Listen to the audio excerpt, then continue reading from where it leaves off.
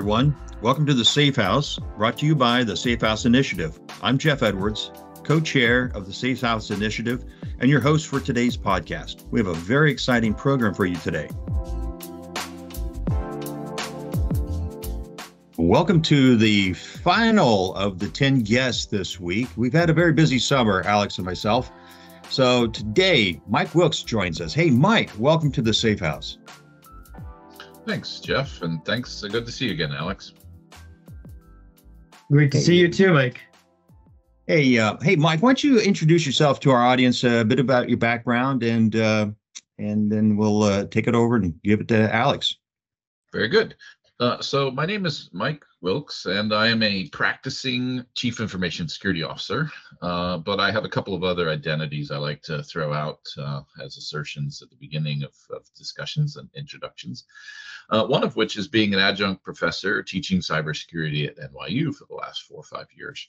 So I'm teaching CISOs that are coming back to school in the Cyber Fellows program that are leveling up, as well as graduate students.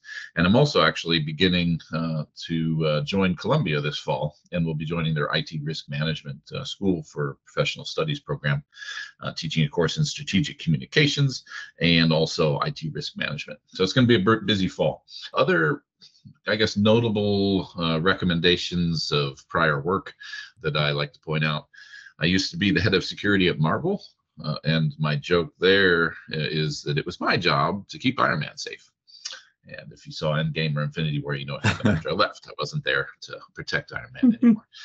I'm also a member of the World Economic Forum and the Quantum Security Working Group. I was nominated as a technology pioneer in 2020. I worked on white papers and case studies for the oil and gas industry and cyber resilience, as well as Quantum Security Working Group and the U.S. Center for Advanced Manufacturing. So there's a lot of critical infrastructure out there that's not being protected to the best of our abilities, I think. And then lastly, I'll mention my work with the Sector New York with the U.S. Coast Guard, where I serve on the Area Maritime Security Committee as a subject matter expert to help the Coast Guard level up their ability to respond and detect cyber attacks. Imagine, Alex or Jeff, if that ship, the Dali, that smashed into the bridge in Maryland had been a cyber attack instead of human error. Yeah. Well, Mike, impressive background. It sounds like you don't let a lot of time pass between doing something new all the time. So I can't wait to hear what you and Alex have to talk about. So, hey, Alex. Hey. You're your 10th guest, my friend, and you've done a great. It's been a busy summer for you, but take it away. Sure. And thank you, Mike, for being here. It's always an honor to speak with you on these podcasts and webinars. So really appreciate you being here today. So we've gone through a 10-week series here, Jeff. We started off with, not even having a plan at all, and then talking about roles and responsibilities and how you can really orchestrate your team through an incident commander who essentially provides out all the different steps and tactics that you need to do from a person perspective or people perspective on ensuring that everyone's doing all the steps they need to take to respond and recover. Then we spoke about siloing out your response plan and having multiple response plans between different departments and different organization departments. And then we went into communication channels. How do you communicate during the incident and essentially ensure that the incident stays under client attorney privilege, or talking about how you just communicate out of band and what out of band means. We went into the legal aspects of it and how do we ensure that on the legal side, we do everything we need to do. Then we went into tapping external providers, going into incident response retainers, legal, forensics, etc. And then we talked about tabletop exercises and is your response plan actually ready for the incidents today? Are you ready for the worst case scenario? And then last week, we went through practicing those plans for the worst case scenario and all those different scenarios, business email compromise, ransomware, network intrusions. And now we go to actually after the plan has been finalized and we go into the next step, which is actually executing the plan and ensuring that your team knows how to. So Mike, let's talk a little bit about the incident response plans that you have seen and you've worked with and how executing it and really working step by step has made it a little bit more, it's a challenge to actually execute all the steps, but also provide insight on like the different effectiveness of executing the plan before you actually use it in a live incident? Yeah, I think that's a great place to start. Let me begin, though, by making a distinction between effective and efficient. Effective, in terms of executing your incident response plan, is to get the right answer. Efficient is to get there reasonably quickly. And so I think there's two different elements we need to look at. Previously, I was the enterprise server platform manager for the Chicago Mercantile Exchange. And this was a platform of around 10,000 servers and $2 quadrillion in contracts traded. So imagine about like 500, NVIDIA market cap, organizations rolled into one. If NVIDIA's market cap these days is like 2 billion or something, or sorry, 2 trillion. So the idea here is that the Chicago Mercantile Exchange is a significant financial institution, and the penalties for not being available and for not executing the disaster recovery plan within the recovery time objective and the recovery point objective was huge.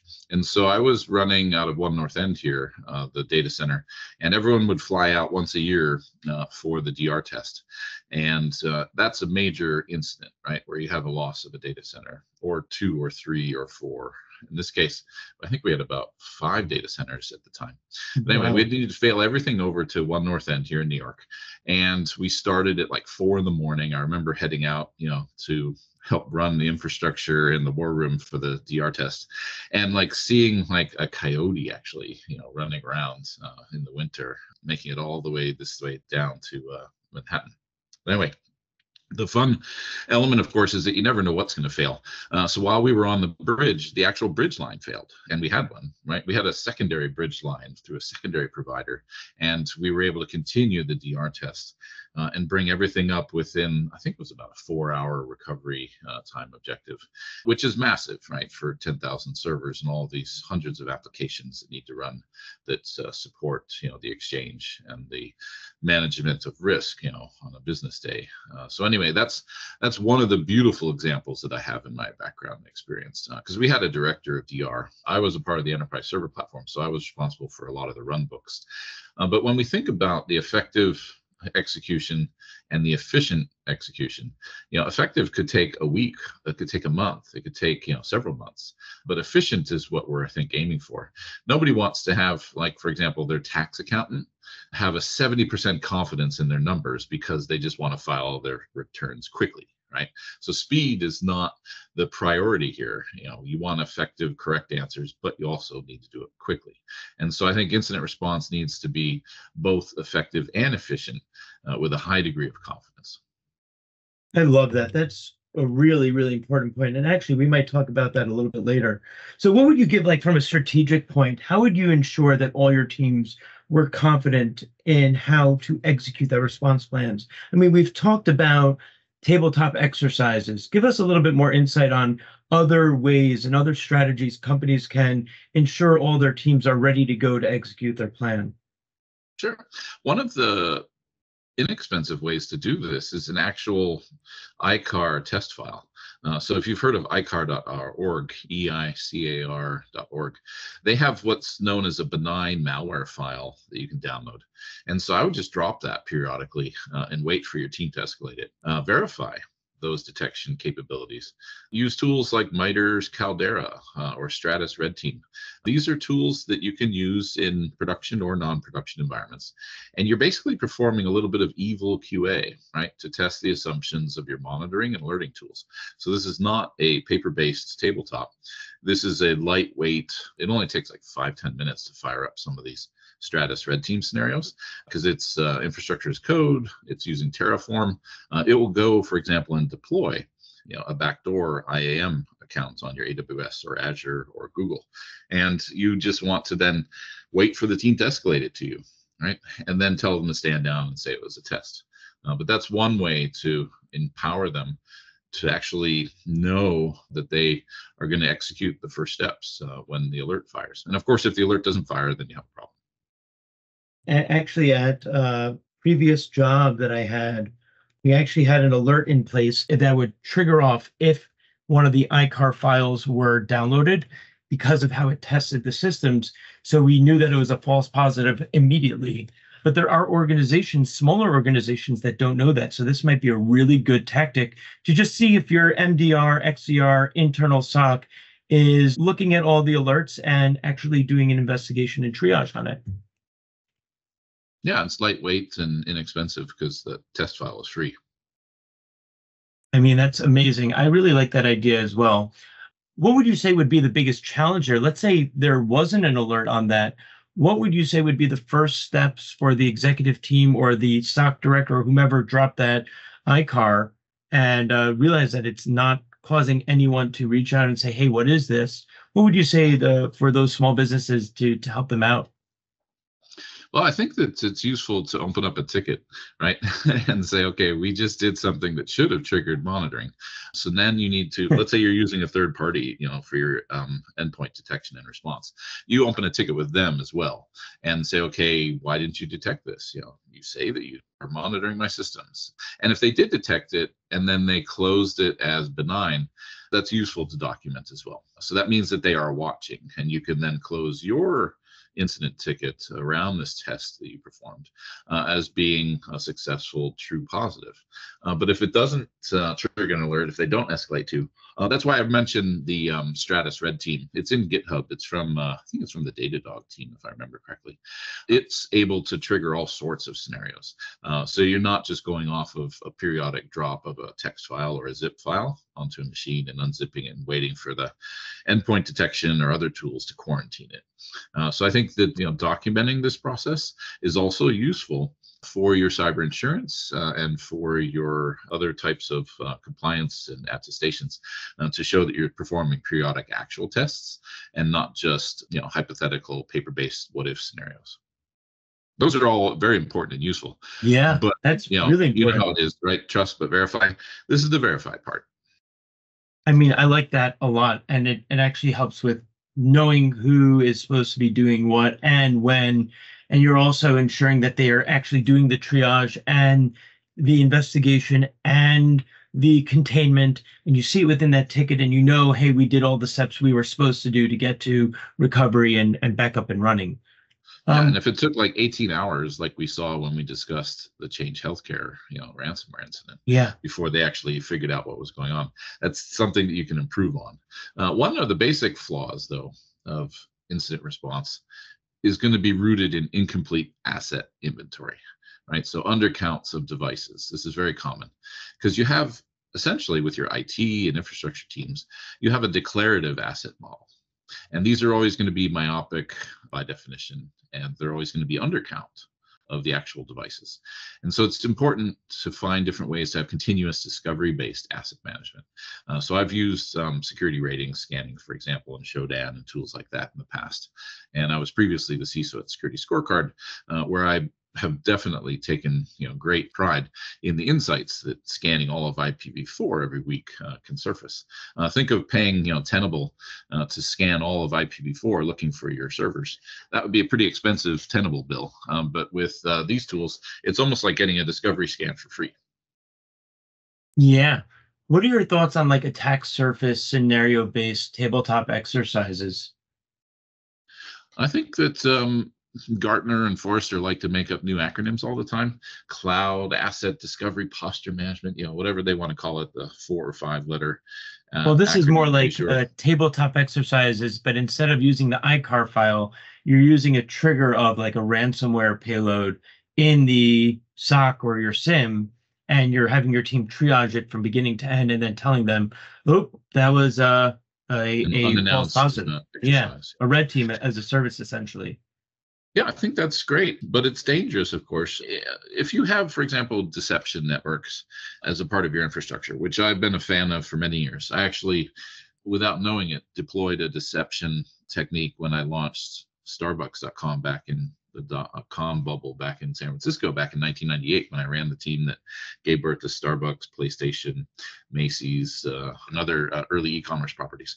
One of the things that we needed to do was to build a fault-tolerant web service and front end for Starbucks. And the challenge was that Microsoft donated hardware so that they could boast that it ran on Windows. And of course, IIS 3.0 was not terribly robust back then, and I don't think IIS is terribly robust in this day and age either. But what I did was I put an Apache web server as a reverse proxy in front of the IIS machines, right? And then reconfigured Apache, because they didn't have server header configs back then, reconfigured it to tell everyone that it was IIS 3.0. And so I think the danger of having mixed complex networks is that you may have some honeypots out there, right, that are getting flagged, and you may have someone suppress an actual alert, right? So that would be a false negative because of the presence of deception technologies and doing live range testing on your production environment. So it takes a lot of coordination. I would say it's a more mature scenario, and most folks are not ready for that level of maturity yet. They just need to do the basics right now, which is good DNS, good patching, good monitoring.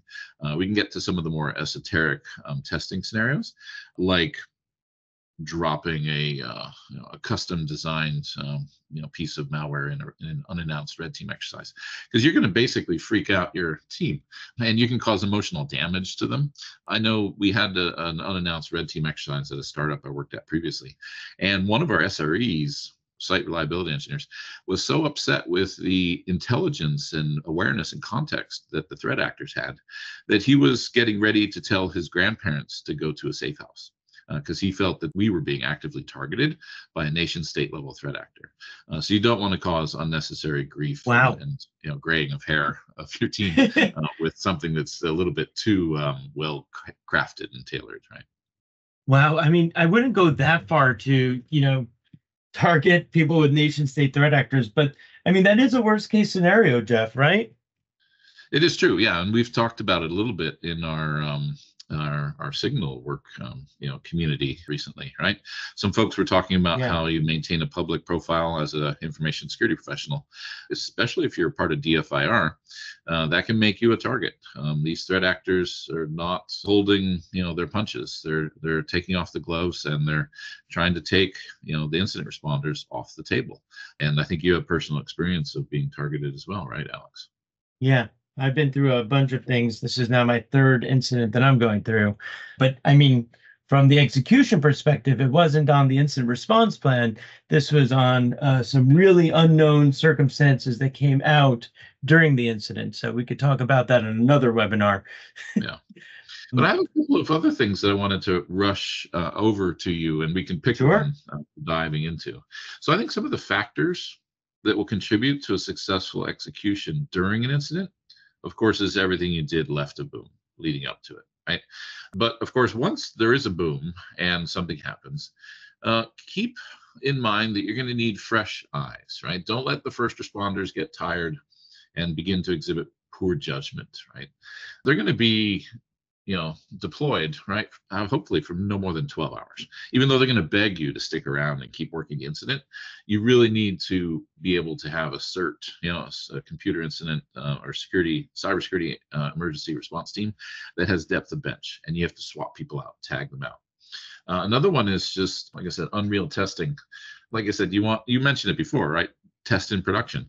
If you've heard of the chaos monkey that Netflix had, or the emergence of a practice called security chaos engineering. Here I reference Kelly Shortridge and Aaron Reinhardt's book on the subject. Really interesting to think about failure and how we can do thoughtful experimentation around failure, because you need to fight like you train and train like you fight.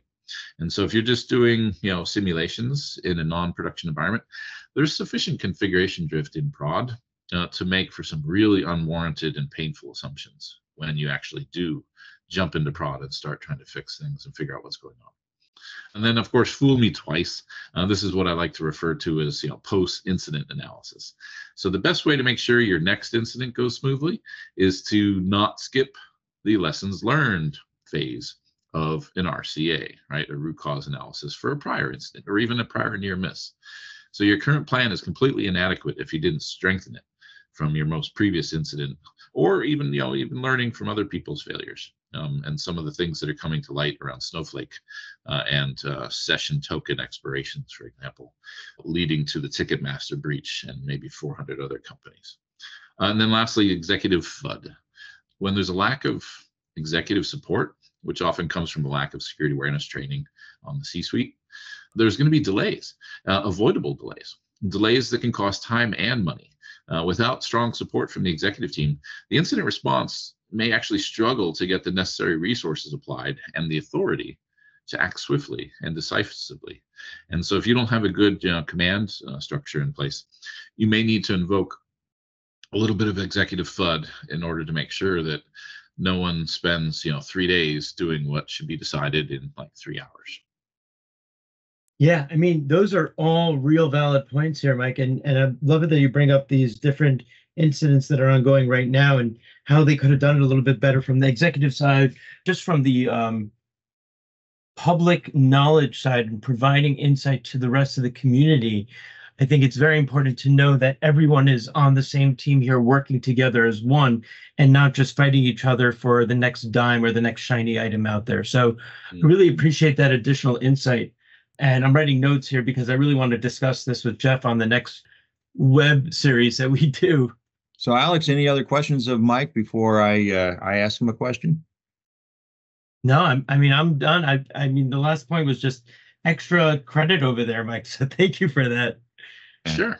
Well, but Mike seems to be the kind of guy who always gets extra credit, and we do appreciate that and the extra effort. So, hey, Mike, one thing I always do is ask our guests if you could tell our audience or suggest or offer one thing that they could do today to improve their fortunes. What would that one thing be that they could do? I would say that it's the super non-sexy task of documentation. If you don't have good docs and diagrams, I mean, I remember I was actually watching this happen in a macabre kind of like train wreck, car wreck kind of way. I was watching an incident response play out with Disney when I was at Marvel. And I was on the Slack channel. I joined in and offered to help as I could. But it was insane because no one had a good picture of how the system was put together. And so their ability to identify what was impacted and what was the downstream impacts and effects was radically inadequate. And so what could have been a couple of hours of disruption turned into a couple of days. And so I believe that it's not sexy, it's not fun, but it's a good thing to infect your colleagues with, which is a documentation instinct. Draw high-level diagrams, make sure you have a data flow diagram, a system diagram, and you have some other kinds of up-to-date documents that can explain how the leg bone's connected to the hip bone. Otherwise you're going to be wasting a lot of time mucking around in the dark like that old game Operation, right, and making the buzzers go off.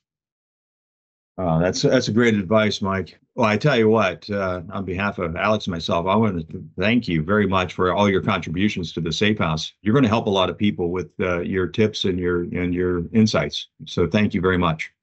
Yeah, happy to help. I'd be glad to dive into some of these topics on a subsequent write-up or interview if you're happy to have me back. Mike, let's put it this way. And I think Alex would agree. You have an open door anytime you want to join us. More than welcome, my friend. Excellent. Thank you. Alex, what about next week? What are we going to do? We're just going to go and we're going to discuss the different factors here and go through the different flaws and how, at this point, I feel like I'm even more educated. I didn't know that much about response planning going back, 8 or 9 years ago and still building out response plans for, the different organizations from, Booz Allen over to Bank of New York Mellon.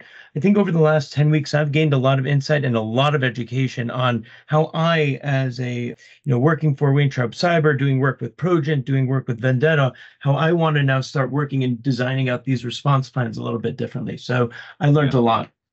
Yeah, and I think that, next week when you and I kind of do a recap, we're going to go through each one of the 10 guests that we had and just the one thing you could take away and then have a little kind of a recap about that. So no matter where you joined us, if you joined us for one or all of the 10 guests, I think you're going to really enjoy next week's kind of look back at what we learned over the summer. It was a very, very productive summer. And Alex, I want to tell you, a great job all the way through, my friend, and do appreciate it. And Mike, once again, thank you.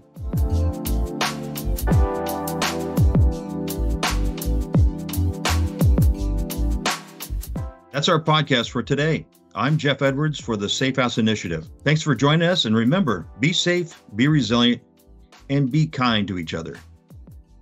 For more information about the SafeHouse Initiative, please use your mobile device to scan the QR code on the screen or send us an email at info@safehouseinitiative.org or visit us on our website, safehouseinitiative.org.